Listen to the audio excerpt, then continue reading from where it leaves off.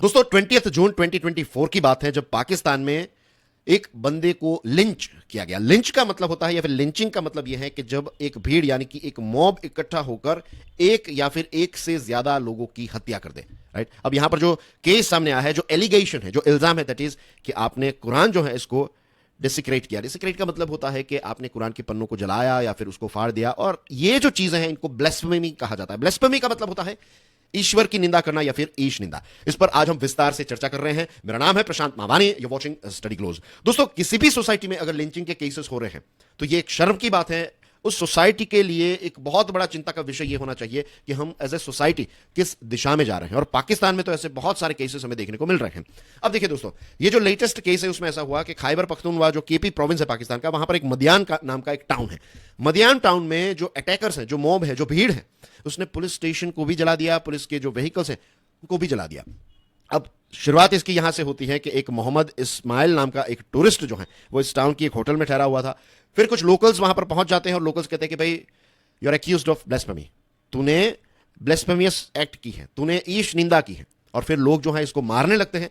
Police officers वहां पर पहुंच जाते हैं और इस बंदे को बचाने के लिए पुलिस जो है इसको पुलिस स्टेशन लेकर जाती है। लेकिन जो भीड़ है वो पुलिस स्टेशन पहुंच जाती है, और उसके बाद क्या हुआ मैंने ऑलरेडी आपको बता दिया है। इतना ही नहीं, लोग जो हैं उन्होंने ये इस्माइल जो है उसको इतना मारा कि इसकी मृत्यु हो गई, इसकी हत्या कर दी ने भीड़ ने मिलकर, और उसके बाद इसकी जो बॉडी है उसको जलाकर ऐसे रास्ते पर ही फेंक दिया। जस्ट इमेजिन के एक टाउन के अंदर कितने वायलेंट लोग रह रहे हैं कि एक छोटे से इंसिडेंट के अंदर, छोटा हो बड़ा हो, ये कोर्ट के द्वारा डिसाइड किया जाएगा। ब्लेस्फेमियस एक्ट हुई है नहीं हुई है ये भीड़ इकट्ठा होकर तय नहीं कर सकती। और जिस समाज में अगर भीड़ इकट्ठा होकर इस प्रकार के डिसीजंस लेती है तो समझ लीजिए कि वहां पर किसी प्रकार की कोई भी व्यवस्था नहीं है।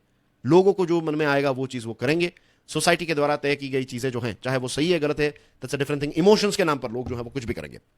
ऐसे बहुत सारे केसेस पाकिस्तान में हमें देखने को मिलते हैं। Let me highlight this thing here कि it's not about just Pakistan. किसी भी देश में, अगर हमारे देश में भी लिंचिंग के केसेस होते हैं और लोग इकट्ठा होकर इस प्रकार के अगर डिसीजंस लेते हैं तो this is not acceptable at all. Right, पिछले महीने पाकिस्तान में ऐसा हुआ, एक नासिर मसीह नाम का 72 ईयर ओल्ड एक senior citizen, right, he was a Christian, और फिर वहां पर ऐसा हुआ कि उस पर इल्जाम लगाया गया। लोगों ने कहा कि भाई देखिए तूने कुरान जो है उसका अपमान किया है, और फिर इसको पीटा गया, और फाइनली ये जो नासिर मसीह है उसकी मृत्यु जो है वो हॉस्पिटल में हो गई। फरवरी 2023 में पंजाब में ऐसा एक केस देखने को मिला था, पंजाब जो पाकिस्तान का है वहां पर, और अगस्त 2023 में भीड़ ने मिलकर चर्चेस को जला दिया, जो क्रिश्चियन माइनॉरिटी के घर हैं उनको फैसलाबाद में जला दिया। और इतना ही नहीं, इस प्रकार के इंसिडेंट्स कई जगहों पर हमें देखने को मिलता है, अलग अलग प्रोविंसेस में। पंजाब हमें खैबर पख्तूनख्वा का हम देख रहे हैं, यहाँ पर देखिए बलूचिस्तान में भी इस प्रकार की चीज जो है वो समवेयर अराउंड जुलाई 2023 में हुई थी। और जो Islamabad based centre for research and security studies है उसका कहना यह है कि at least 89 Pakistanis, including 18 women, have been killed in 1,415 accusations or cases of blasphemy since 1947. 1947 से लेकर आज तक इतने लोगों पर एक्यूजेशंस लगे हैं और इतने लोगों की मृत्यु हुई है। लेकिन ये आंकड़ा जो है वो यही आंकड़ा है जहां पर फाइनली पुलिस को कोई केस दर्ज करना पड़ता है, या फिर मीडिया ने इस पर बहुत बड़ा सवाल क्रिएट किया, या फिर मीडिया का अटेंशन बहुत ज्यादा रहा, ग्लोबल मीडिया का अटेंशन ज्यादा रहा। वरना तो ऐसे बहुत सारे केसेस जो है वहां पर होते हैं, और जब ब्लेस्फेमी के नाम पर ऐसी कोई भी चीज होती है तो फिर पुलिस वाले जो है वो भी चुप बैठ जाते हैं। इस प्रकार की सिस्टम जो है वहां पर, तो ये आंकड़ा जो सामने आया है ये आंकड़ा गलत है। इससे तो हजारों के, मैं आई वुड से लाखों में ऐसे केसेस 1947 से लेकर अभी तक हुए होंगे।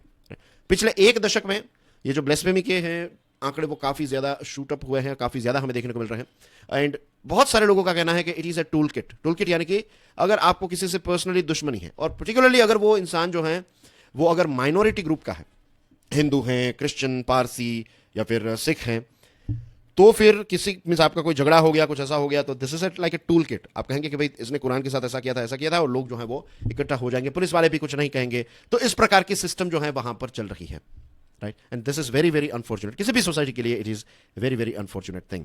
तो सबसे बड़ा जो प्रश्न पैदा होता है वो ये है कि वहां का स्टेट यानी कि राज्य, ऐसे सरकार जो है वहां का, एज ए कंट्री, वहां का कॉन्स्टिट्यूशन, क्या वहां पर रहने वाले लोग और पर्टिकुलरली पाकिस्तान की जो रिलीजियस माइनॉरिटीज हैं उनके खिलाफ बार बार ऐसे मॉब वायलेंस हमें देखने को मिल रहे हैं, तो क्या वहां की सरकार जो है एज ए स्टेट लोगों की रक्षा करने में फेल हुई है? The answer is of course yes. वहां पर एक भय का माहौल है, ये तो हम सब जानते हैं। ब्लेस्फेमी जो है वो पाकिस्तान में ऐसा लॉ है कि if you are found guilty of blasphemy तो फिर आपको मौत की सजा होगी। लेकिन आज तक ब्लेस्फेमी को लेकर किसी को ऑफिशियली एग्जीक्यूट नहीं किया गया। सारी चीज़ें अगर सड़कों पर ही तय हो जा रही है तो फिर ये केसेस जो हैं वो थोड़ा आगे बढ़ेंगे। और पाकिस्तान में वैसे भी बहुत सारे मसले हैं, तो फिर इस प्रकार की चीज़ों को तो वो एंटरटेन करेंगे ही नहीं। बहुत सारे ऐसे लोग हैं वहाँ की जो सिविल सोसाइटी के ग्रुप्स हैं, इंटरनेशनल राइट्स ऑर्गेनाइजेशन, पाकिस्तान की जुडिशरी, तो सालों से इन्होंने आवाज़ उठाई है कि ये ब्लेस्फेमी के जो लॉज हैं इनका बहुत बड़ा मिसयूज़ हो रहा है। पर्सनल स्कोर्स को सेटल डाउन करने के लिए इसका मिसयूज़ हो रहा है। किसी के साथ बदला लेना है तो आप इसका इस्तेमाल करेंगे एंड थिंग्स। तो ये सारी चीज़ों में एक बदलाव की ज़रूरत है। इस्लामाबाद हाई कोर्ट ने एक स्टैंड लिया, पार्लियामेंट को ये सजेशन दिया कि जो लोग ऐसे गलत ब्लेस्फेमी के एलिगेशंस लगाते हैं उन पर भी कठोर सजा जो है वो हमें थोपनी चाहिए। लेकिन वहां की जो सेनेट है उसने क्या किया, सेनेट ने अगस्त में एक बिल पास किया और इस बिल में ये कहा कि जो लोग अगर कोई डेरोगेटरी रिमार्क्स प्रोफेट के फैमिली मेंबर्स या फिर जो उनके कंपेनियंस हैं, जो फर्स्ट फॉर खलीफ्स हैं, उनके खिलाफ अगर कोई भी ऐसी डेरोगेटरी रिमार्क्स या फिर कमेंट करेंगे तो उनके ऊपर और कठोर कार्यवाही होगी। तो जो जुडिशरी ने सजेस्ट किया, सेनेट ने उसका कॉन्ट्ररी किया। और बेसिकली ये चीज़ें इसलिए हो रही है क्योंकि जो वहाँ का पॉलिटिक्स है, पॉलिटिकल पार्टीज जो हैं, they are pampering extremist sections, right. वहाँ पर एक्सट्रीमिस्ट जो हैं उनके खिलाफ कोई स्टैंड नहीं ले सकता, वो जो चाहे वो कर सकते हैं, राइट। वो धर्म के नाम पर लोगों को भड़काते हैं एंड थिंग्स। तो इस प्रकार की बहुत सारी चीज़ें हो रही हैं। दिस इंडिकेट्स के एज अ सोसाइटी अभी एक बहुत लंबा रास्ता जो है वो पाकिस्तान को तय करना है।